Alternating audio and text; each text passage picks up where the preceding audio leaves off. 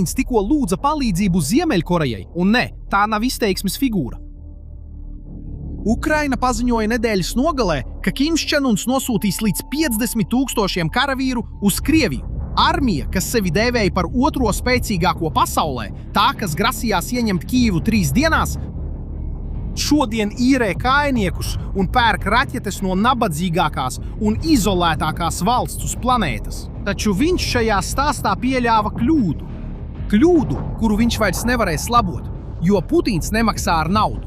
Viņš maksā ar kaut ko tādu, kas tiklīdz iziet no viņa rokām, vairs nekad neatgriežas. Paklausies, ko teica Ukrainas prezidents. Šī ir pirmā reize, kad viņi nespēja cīnīties bez Ziemeļkorejas pastiprinājumiem. Tagad viņi gatavojās izvietot vēl vienu korejiešu kontingentu savā teritorijā. Viņi ir saņēmuši, iedomājieties tikai, papildu ballistiskās raķetes no Ziemeļkorejas. Un visiem pasaulē ir jāsaprot, ko tas nozīmē. Un tas neatiecās tikai uz cilvēku dzīvībām Ukrainā. Ne tikai uz draudiem, kas vērsti tieši pret mums. Ziemeļkorejas ballistiskās raķetes un citas viņa ieroči tiek pilnveidoti, pateicoties sadarbībai ar Krieviju. Tā ir pirmā reize, kad Krievi nespēja karot bez Ziemeļkorejas pastiprinājuma. Pirmā reize pēc 4 kara gadiem. Un paskatieties, kāda atšķirība 2 gadu laikā. 2024. gada jūnijas. Putīns ierodas Feņānā agrā rītā. Sarkanais paklājs, goda sardze. Viņa portrets karājas uz visiem pilsētas stabiem. Kims gaida uz skrejceļa. Abi ar luksus automašīnu brauc pa pils dārziem. Kamēr Putins ir pie stūres, Kims smejas blakus sēdeklī. Starp citu, automašīna bija dāvana, Putina dāvana. 2 gadus vēlāk viņš pērk lietotu raķeti no tā paša cilvēka. Un tā nav laba raķete. Es tev parādīšu, ko tieši šī raķete dara. Šī gada 30. jūlijas. Vēl bija nakts kādā ciematā, ko sauc par Radužņa, netālu no Krivī-Rihas, Ukrainas centrālajos dienvidu reģionos. Tā nav militārā bāze, tā nav rūpnīca, nekas tāds. Tā ir vienkārši vieta, kur cilvēki dzīvo. Balistiskā raķete nokrīt tieši uz mājas. Māja praktiski pazūd. Neviens mūris nepaliek stāvus, nekas nepaliek pāri, izņemot ķieģeļus, salauztas jumta dakstiņus un mēbeles, kas izkaisītas pa pagalmu. Tajā mājā dzīvoja 10 cilvēku ģimene, no kuriem 3 bija bērni. Skaties uz šo cilvēku izmisumu. Tas notiek naktī. Ir dūmi, ugunsgrēks vēl joprojām deg fonā, un pirmie, kas ierodas, ir kaimiņi, kas roka ar rokām, jo viņi zina, kas atrodas tur apakšā. Хлопці, є кому допомога потрібна? Давай, кажи. Ievērs uzmanību šim ierakstam, jo tas ir no policista kameras, kurš ieradās pirmajās minūtēs. Kāds kliedz, lai pasteidzas, jo tur ir bērns. Nākamajā dienā kaimiņš pastāstīja, ko bija dzirdējis. Un tieši šeit stāsts sāk kļūt dīvains. Pēc vieta teiktā, tas nebija sprādziens. Bija 2 sprādzieni, viens uzreiz pēc otra. Tajā naktī Krievija izšāva 74 raķetes un vairāk nekā 280 dronus pret Ukrainu. Bet 2 no tām raķetēm bija atšķirīgas. Saskaņā ar Ukrainas valdības sankciju komisāru teikto, tās bija Ziemeļkorejas raķetes, pirmās, kas tika izmantotas pret Ukrainu gandrīz gada laikā. Pirmā no tām bija tā, kas trāpīja ģimenei Radužnē. Un otrā? Otrā nokrita tukšā laukā, 3,5 kilometrus no turienes. Ukraiņi devās meklēt un atrada krāteli nekurienes vidū. 5 kilometru rādījusā no tā punkta nebija neviena mērķa, ne militāra, ne rūpnieciska, nekas. Un padomā uz mirkli, ko tas nozīmē. Balistiskā raķete, ierocis, kas maksā miljoniem dolāru. Tika palaista, nolidoja 100 kilometru un kļūdījās par 3,5 kilometriem. Tā nokrita ganībās. Šis ir produkts, ko Putins pērk. Viņš nepērk precizitāti. Viņš pērk daudzumu, un kad šauj lielā daudzumā bez precizitātes pa veselu valsti, trāpa cilvēku mājām. Tas parāda, cik lielā bedrē Krievija ir iekļūsi. Skatieties! Gadu desmitiem Krievija bija otrs lielākais ieroču pārdevējs pasaulē. Tā apgādāja ar ieročiem pusi pasaules – Indiju, Ēģipti, Alžīriju, Vietnamu, pārdeva iznīcinātājus, tankus, pretgaisa aizsardzības sistēmas. Pirms 5 gadiem 1 no katriem 5 pasaulē pārdotajiem ieročiem nāca no Krievijas rūpnīcas.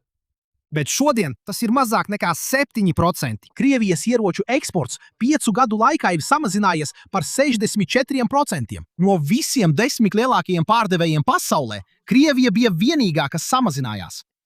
Valsts, kas agrāk apgādāja ar ieročiem pusi pasaules, šodien pērk munīciju no Ziemeļkorejas. Tā nav līdzvērtīga partnerība, tas ir izmisuma sauciens pēc palīdzības. Tagad nāks svarīgais jautājums. Ja produkts ir slikts, kāpēc Putins uzstāja? Un galvenais, ko Kims Čenuns no tā iegūst? Pirms es atbildu, abonē kanālu. Jo atbilde ir tā daļa, par kuru gandrīz neviens nerunā. Un tas ir iemesls, kāpēc es uzskatu, ka šis bija viens no sliktākajiem lēmumiem, ko Putins pieņēmis. Šajā karā. Atgriezīsimies pie šī stāsta sākuma. Ziemeļkoreja nekad nebija nosūtījusi tik lielu kaujas spēku uz svešu karu. Nekad. Gandrīz 80 pastāvēšanas gados viņu armija trenējās tā, kā jūs redzat šeit. Karavīri bez krekliem, augstumā, ar rokām laužot kaudzēm dakstiņu, šķaidot stikla pudeles. Spēka demonstrācija valsts televīzijai. To ir iespaidīgi skatīties, bet tas ir pilnīgi bezjēdzīgi karā, kuru viņi šodien karo. Jo, kad šie vīri ieradās Kurskas apgabalā 2024. gada beigās, viņi sastapās ar kaut ko, kam neviens viņus nebija sagatavojis. Droni. Droni virs galvas visu laiku. 24 stundas diennaktī, filmējot katru soli, vadot katru artilērijas šāvienu. Un zini, ko viņi izdarīja? Saskaņā ar Dienvidkorejas izlūkdienestu viņi mēģināja notriekt dronus ar šautenes šāvieniem. Viņu oficiālais ziņojums to aprakstīja ar vienu vārdu – neliederīgi. Rezultāts bija slaktiņš. Dienvidkorejas izlūkdienests ziņoja par 300 mirušajiem un 2700 ievainoto. Ukrainas un Rietumu aplēses bija vēl augstākas. Tās runā par 4000 zaudējumu no 12 000 nosūtīto karavīru. Trešdaļa tikai dažu mēnešu laikā. Paskaties, kāda veida uzbrukumus viņi veica. Šis ir cilvēku vilnis. Cilvēki šķērso atklātu teritoriju kājām, bez seguma drons filmē no augšas. 50. gadu taktika pret 2025. gada tehnoloģiju. Tātad pagājušā gada februārī viņi uz vairākām nedēļām pazuda no frontes līnijas. Iemesls? Viņi bija zaudējuši pārāk daudz cilvēku. Un te ir punkts, kas maina visu. Tie, kas izdzīvoja, atgriezās mājās. Analītiķi lēš, ka apmēram 3000 Ziemeļkorejas karavīru, kuri atgriezās no Krievijas, tika pārvērsti par instruktoriem. Viņi vairs necīnās, viņi māca. Viņi atrodas Ziemeļkorejas kazarmās un skaidro pārējiem armijas sastāvam, kā izmantot triecienu dronus, kā darbojas Krievu taktika. Kāds ir karš, kur visu laiku virs tevis ir elektroniska acs. Armija, kas gadu desmitiem trenējās tumsā, tikko ir izgājusi intensīvu apmācību. Samaksāja ar asinīm, bet paveica. Un Kims neslēp to, ko ir ieguvis. Viņš jau ir parādījies valsts televīzijā, pārbaudot trieciena dronus, izlūkošanas dronus, pašnāvnieku dronus. Lietas, ko Ziemeļkoreja pati nemācēja izgatavot. Un viņš nepārdod tikai karavīrus. Uz Krieviju ierodas veselas brigādes ar ziemeļkorejiešu strādniecēm, lai strādātu montāžas līnijās, šūšanas cehos, virtuvēs, fermās ar solīto algu $6 apmērā stundā. Kims eksportē cilvēkus, karavīrus, strādniekus, visu, taču vissmagākā maksa, ko neviens īsti nespēja izmērīt, iespējams atrodas jūras dzelmē. 2024. gada decembris. Kravas kuģis no Krievijas vārdā Ursa Major šķērso vidusjūru. Pēkšņi tas palēnina gaitu. Spāņi sazinās par rāciju. Kuģis atbild, ka viss ir kārtībā. 24 stundas vēlāk tas strauji maina kursu un nosūta steidzamu palīdzības izsaukumu un nogrimst. Saskaņā ar CNN izmeklēšanu, korpus bija ar 50 uz 50 centimetru lielu caurumu, un metāls ap to bija ielocīts uz iekšu. Jā, uz iekšu. Pēc tam notika 3 sprādzieni, 2 apkalpes locekļi gāja bojā, 14 tika izglābti spāņu glābēju komandas. Un krievu kapteinis, jau atrodoties krastā, pastāstīja izmeklētājiem, kas atradās kravas telpā. 2 kodola reaktori. Tādas pašas konstrukcijas, kādas izmanto pazemes objektos, zemūdenēs. Izmeklēšana izvirza hipotēzi, ka krava bija paredzēta Ziemeļkorejai. Un paskaties, tā ir tikai hipotēze, tas nav apstiprināts fakts. Bet ir viena lieta, kas nav hipotēze. Tiklīdz kuģis nogrima, Krievijas militārie spēki ieradās lielā skaitā. Viņi lika visiem turēties 2 jūras jūdžu attālumā un iznīcināja vraku. Kāds nevēlējās, lai šī krava nonāktu galamērķī. Un kāds nevēlējās, lai kāds redzētu, kas ir palicis pāri. Tagad pienāk tā daļa, ko es gribēju tev parādīt jau no paša sākuma. Kāpēc tas Putinam ir šāviens sev kājā? Pievērs uzmanību darījumam, ko noslēdza Putins. Tas, ko viņš saņem, ir patērējams. Karavīrs. Šāviņš, raķete. Tajā dienā, kad šis karš beigsies, viņam vairs nekas no tā nav vajadzīgs. Karš ir beidzies, vajadzība ir beigusies, bet tas, ko viņš ir devis pretī, paliek. Zināšanas paliek, tehnoloģija paliek. Tie 3000 instruktoru neaizmirsīs to, ko ir iemācījušies. Putins atrisināja šodienas problēmu un radīja tādu, kurai nav beigu datuma. Un paskaties, Kims Čen Uns ļoti labi zina, kas notiek, kad Krievijai viņš vairs nav vajadzīgs. Viņš to zina, jo jau ir to pieredzējis. 1990. gada septembris. Padomju Savienība bruka un Mihails Gorbačovs nolēma izlīgt ar rietumiem. Viena no lietām, ko viņš izdarīja, bija atzīt Dienvidkoreju. Nodibināt diplomātiskās attiecības ar Ziemeļkorejas atklāto ienaidnieku. Ziemeļkoreja bija šokā. Oficiālais partijas laikraksts apsūdzēja padomju varu, ka tā pārdevusi socialistiskās lielvalsts godu un sabiedrotā uzticību par 2 miljardiem un 300 miljoniem dolāru. Un tad padomju vara pēkšņi atriebās. Padomju Savienība sāka pieprasīt, lai Ziemeļkoreja par naftu maksā dolāros pēc tirgus cenas. Un pārtrauca sūtīt militāro aprīkojumu, jo Dienvidkoreja to bija pieprasījusi. Un pēc tam sekoja sabrukums. Kims Ir-sens nomira 1994. gadā. 4. Un tad sākās bats. Bats, kas 90. gados nogalināja 100 000 ziemeļkorejiešu. Visa valsts sabruka, jo krusttēvs izlēma, ka viņam ir svarīgākas lietas, ko darīt.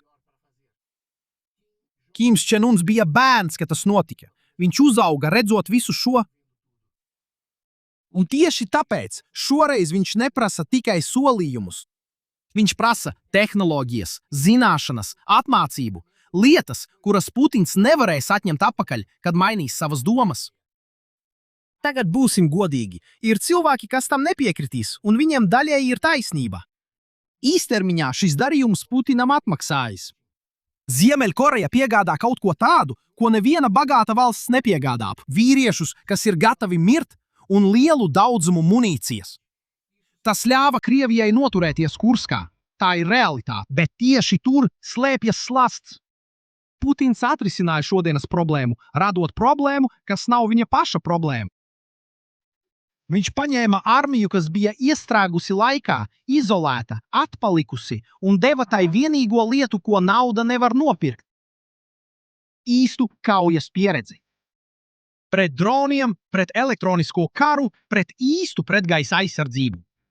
Un šī armija nepaliek Ukrainā, tā dodas mājās uz robežu, kas atrodas 50 km attālumā no Seulas, pilsētas ar 10 miljoniem iedzīvotāju, un ir viena detaļa tajā 2024. gada vizītē, par kuru gandrīz neviens tajā laikā nerunāja. Putins un Kims neparakstīja tikai draudzības līgumu.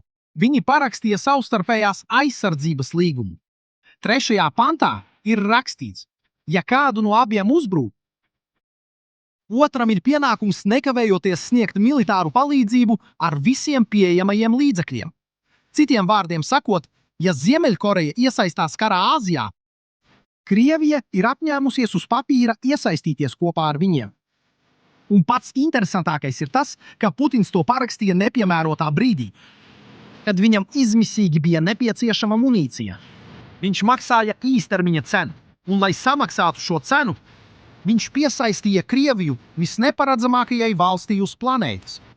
Viņš parakstīja čeku, un tad viņš nodeva pildspalvu Kimam Čenam Unam.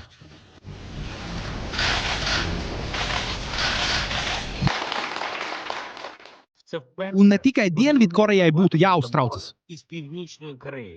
Zelenskis labi rezumēja sakot, jo vairāk Ziemeļkorejas ieroču nonāks Ukrainā, jo vairāk viņi novērš savus trūkumus.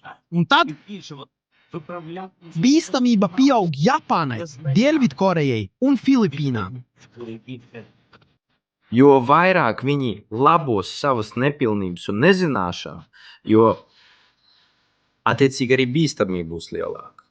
Tad Japānai, Korejas Republikai, Filipīnām un citām reģionu valstīm Patiesība ir tāda, ka Ukraina ir kļuvusi par Ziemeļkorejas treniņu laukumu, un tie, kuriem būs jāsaskars ar šī rezultātiem, nav Eiropā, bet gan pasaules otrā pusē.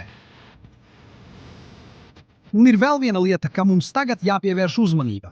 Nākamajā mēnesī Krievijai un Ziemeļkorejai ir ieplānotas augsta līmeņa sarunas, kurās tiks noteikts, cik raķešu un cik tieši karavīru. Šis skaitlis daudz ko pateiks. Un ir vēl viena zīme, kas, manuprāt, ir vissvarīgākā. Ja Dienvidkoreja, kas līdz šim atteicās sūtīt ieročus uz Ukrainu, mainīs savu viedokli, tajā dienā, kad Dienvidkorieši mainīs savu nostāju, tas nozīmēs, ka viņi ir nonākuši pie tāda paša secinājuma kā šajā video. Mēs turpināsim cieši sekot līdzi šim notikumam, jo šis stāsts vēl ir tālu no beigām. Abonē kanālu un ieslēdz zvaniņu, lai nepalaistu garām nākamo video. Uz tikšanos!